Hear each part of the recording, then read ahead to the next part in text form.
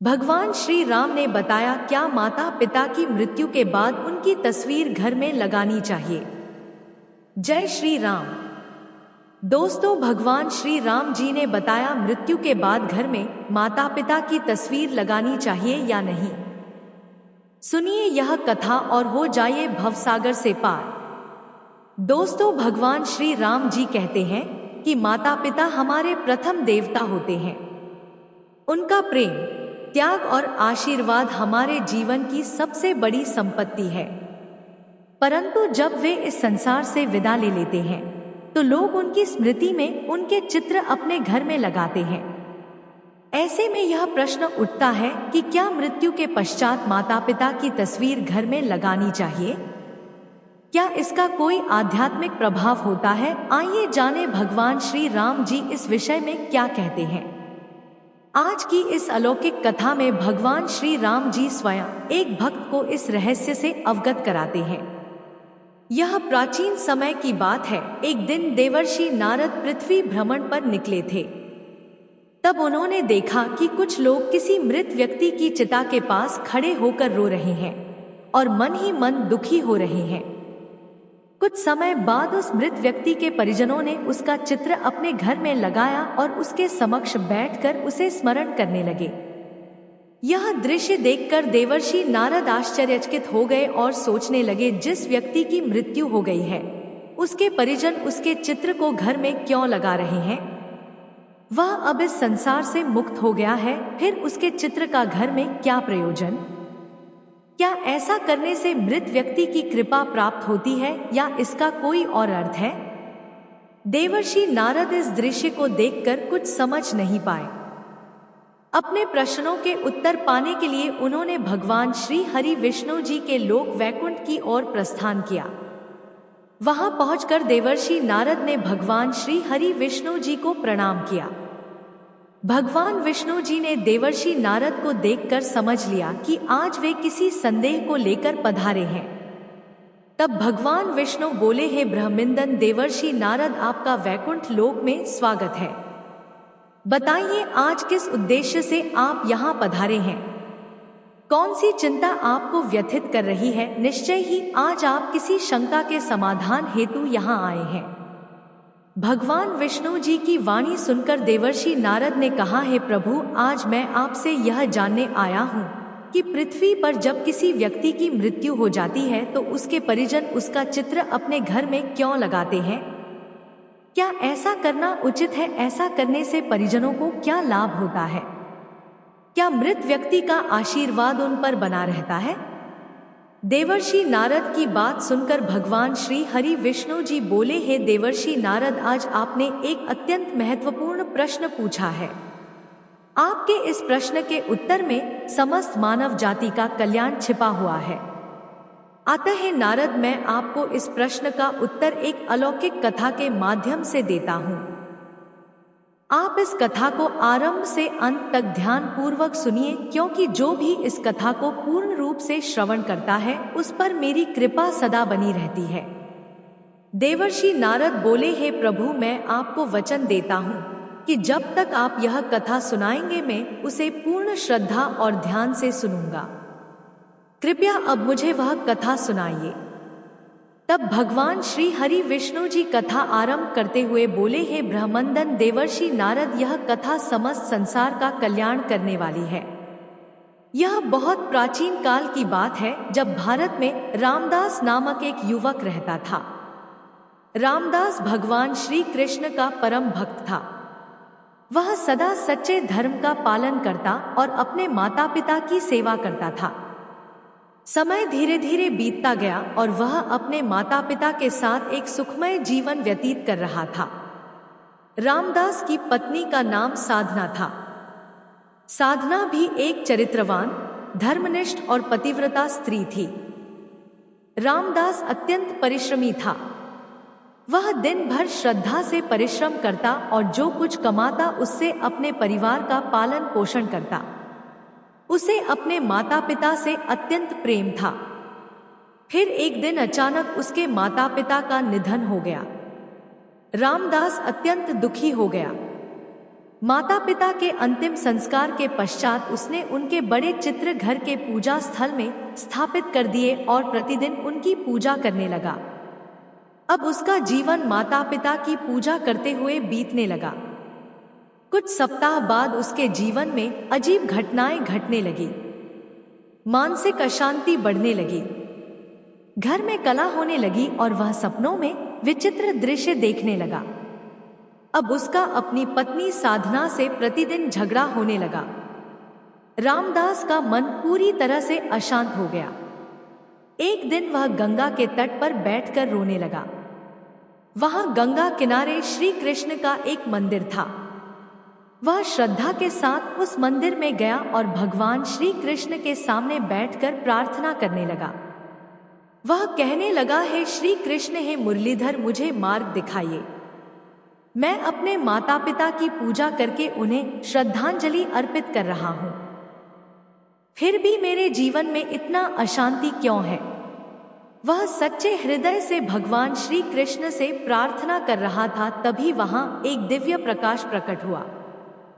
चारों ओर दिव्य सुगंध फैल गई और भगवान श्री कृष्ण प्रकट हुए। उनकी आंखों में करुणा थी और स्वर अत्यंत शांत था। श्री कृष्ण को सामने देखकर रामदास स्तब्ध रह गया। उसे विश्वास नहीं हुआ कि स्वयं भगवान श्री कृष्ण उसे दर्शन दे रहे हैं। फिर कुछ साहस जुटाकर वह बोला, हे प्रभु, आज आपका दर्शन पाकर मेरा जीवन सफल हो गया। अब मेरे मन में कोई संशय नहीं रहा, किंतु मैं यह जानना चाहता हूँ कि मेरे जीवन में यह क्लेश क्यों आया, जबकि मैं तो अपने माता पिता की पूजा करता हूँ।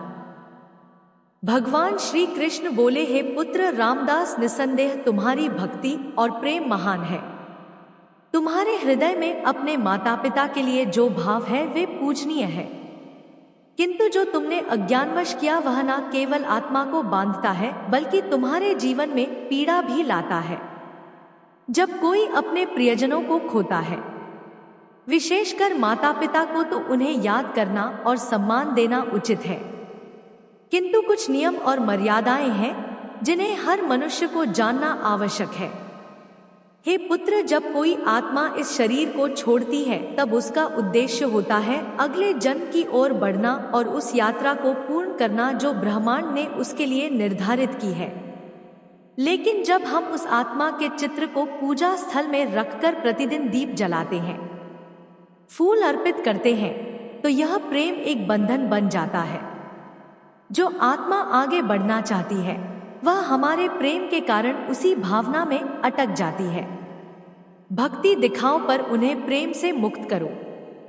उन्हें बांधो नहीं, उन्हें आशीर्वाद के साथ विदा करो। प्रार्थना करो लेकिन पकड़ो नहीं, क्योंकि सच्चा प्रेम वही है जो आत्मा की मुक्ति चाहता है, ना कि उसे अपने मुंह में फंसाए।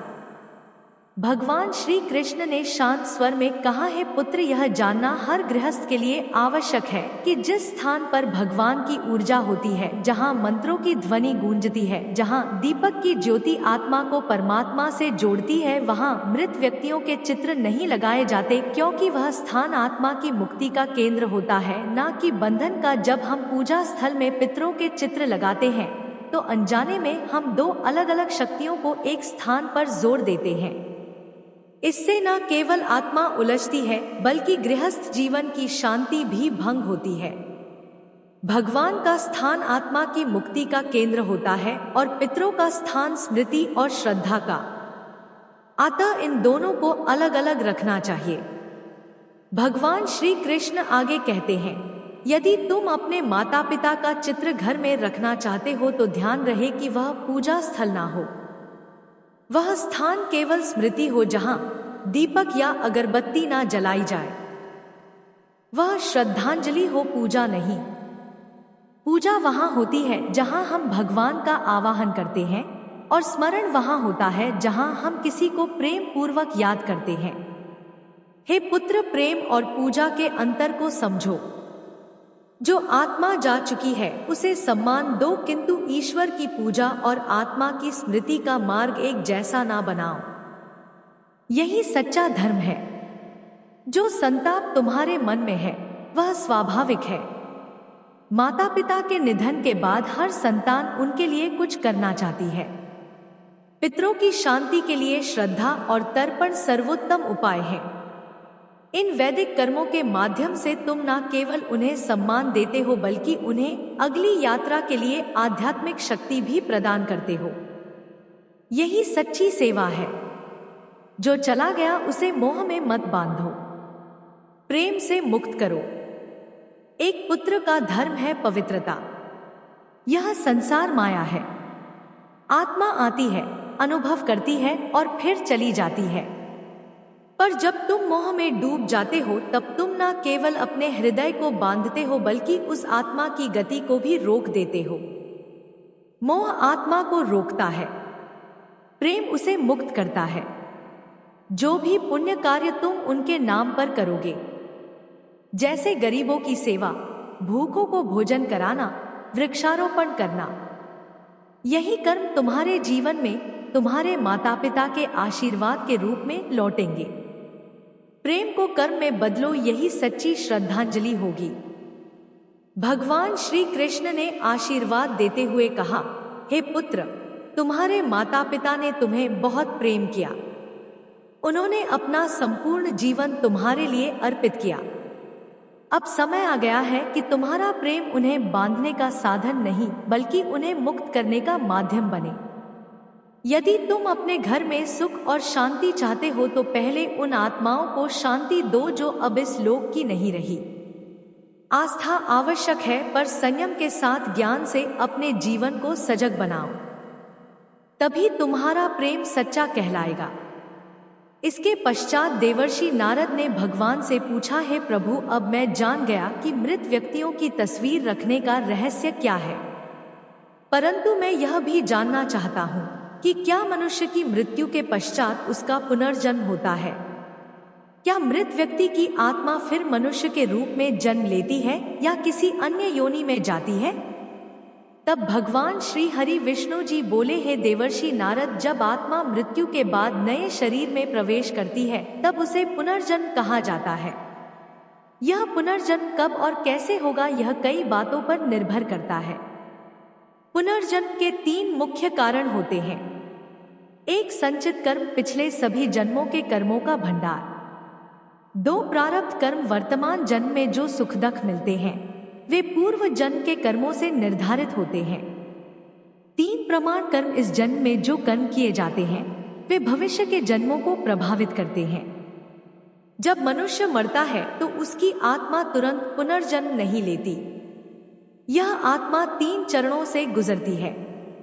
एक, प्रेत योनि, जहां आत्मा कुछ समय तक शरीर के अभाव को नहीं समझ पाती। 2, यमलोक यात्रा, यमदूत आत्मा को यमराज के पास ले जाते हैं। चित्रगुप्त आत्मा के कर्मों का लेखा जोखा प्रस्तुत करते हैं। 3, निर्णय, यदि पुण्य अधिक होता है तो स्वर्ग या उच्चल लोक मिलता है, पाप अधिक हो तो नरक या निम्न योनि मिलती है, और यदि पुण्य पाप समान हो तो मानव जन्म फिर से मिलता है। गरुड़ पुराण के अनुसार आत्मा को पुनर्जन्म के लिए 16 प्रकार की योनियों से गुजरना पड़ता है। पशु, पक्षी, कीट, जलचर, मनुष्य आदि, जिसने हिंसाचर और अधर्म किया हो वह निम्न योनि में जन्म लेता है। जिसने सेवा, भक्ति और धर्म का पालन किया हो वह दिव्य योनि या पुनः मनुष्य रूप में जन्म पाता है। जीवन आत्मा की यात्रा है। यह यात्रा तब तक चलती है जब तक आत्मा परमात्मा में लीन होकर मोक्ष प्राप्त नहीं कर लेती। अतः पुनर्जन्म केवल शरीर बदलना नहीं बल्कि आत्मा की सनातन यात्रा का दर्शन है। यदि कोई व्यक्ति बहुत अधिक पाप करता है तो वह अगले जन्म में पशु की या राक्षस बनता है। यदि कोई व्यक्ति बहुत अधिक पुण्य करता है तो मृत्यु के पश्चात स्वर्ग को प्राप्त करता है, और यदि कोई व्यक्ति इसके विपरीत आचरण करता है अर्थात घोर पाप करता है तो उसे मेरे ही आदेश से नरक में अनेक वर्षों तक कठोर दंड दिया जाता है तथा उसे नरक की भयंकर यंत्रणाएं सहनी पड़ती हैं। आगे भगवान श्री हरि विष्णु जी कहते हैं, हे देवर्षि नारद, दूसरा कारण है मृत्यु के समय व्यक्ति की मानसिक अवस्था। इस विषय में तीनों लोकों के स्वामी भगवान शिव जी कहते हैं, कि मृत्यु के समय जिस भाव में व्यक्ति होता है वही भाव उसके अगले जन्म को निर्धारित करता है। यदि कोई व्यक्ति मृत्यु के समय भगवान का स्मरण करता हुआ अपने प्राण त्यागता है तो वह मोक्ष को प्राप्त करता है। परंतु यदि कोई व्यक्ति सांसारिक इच्छाओं, क्रोध, मोह या काम में डूबा हुआ शरीर त्यागता है तो वह उन्हीं भावों के अनुसार पुनर्जन्म प्राप्त करता है। फिर भगवान श्री हरि विष्णु जी आगे कहते हैं कि देवर्षि नारद, अब मुझे आशा है कि तुम्हारे सभी प्रश्नों के उत्तर तुम्हें प्राप्त हो गए हैं। देवर्षि नारद जी भगवान श्री हरि विष्णु जी से कहते हैं, हे प्रभु, आपके मुख से यह उत्तर पाकर मैं कृतार्थ हो गया। अब मैं इन दिव्य ज्ञान को तीनों लोकों में प्रचारित करूंगा। इसके पश्चात देवर्षि नारद जी ने भगवान श्री हरि विष्णु जी को प्रणाम किया और पुनः भ्रमण के लिए निकल पड़े। इस कथा से हमें यह शिक्षा मिलती है कि माता पिता की आत्मा को बांधना नहीं चाहिए बल्कि उन्हें प्रेम पूर्वक मुक्त करना चाहिए। पूजा स्थल में केवल भगवान का ही चित्र होना चाहिए। यदि मृत व्यक्ति का चित्र लगाना हो तो उसे पूज्य ना बनाएं, केवल स्मृति स्वरूप रखें। श्राद्ध, तर्पण और सेवा, इन्हीं के माध्यम से सच्ची श्रद्धांजलि दी जा सकती है। मृत आत्माओं को मोह से नहीं, समर्पण और प्रेम से विदा करना ही हमारा कर्तव्य है। यही सच्चे पुत्र का धर्म है। यह दिव्य शिक्षा हमें भगवान श्री राम जी देते हैं कि कोई बंधन मत बनने दो। जो इस संसार से जा चुका है उसे अपने आंसुओं से बांधो नहीं, अपितु अपने आशीर्वाद और शुभकामनाओं से मुक्त करो, क्योंकि आत्मा का अंतिम लक्ष्य भगवान की ओर यात्रा करना है और सच्चा प्रेम वही है जो आत्मा की उस यात्रा में बाधा नहीं बल्कि मार्गदर्शन बनता है। आशा है आपको यह कथा पसंद आई होगी। इसे अपने परिवार के सभी लोगों तक पहुंचाएं जिससे सभी का कल्याण हो। जो भी इस कथा को प्रारंभ से अंत तक श्रद्धा और ध्यान से सुनेगा उसे भगवान श्री राम जी, भगवान श्री कृष्ण जी और भगवान श्री हरि विष्णु जी की विशेष कृपा अवश्य प्राप्त होगी। ईश्वर की कृपा सदा आप सब पर बनी रहे। आप सभी का हृदय से धन्यवाद। प्रेम से बोलिए जय श्री हरि विष्णु। ऐसे ही और भी रोचक और आध्यात्मिक वीडियो के लिए चैनल को सब्सक्राइब कर लें। दोस्तों, आपको यह कथा कैसी लगी कृपया कमेंट करके जरूर बताएं। जय श्री कृष्ण। धन्यवाद।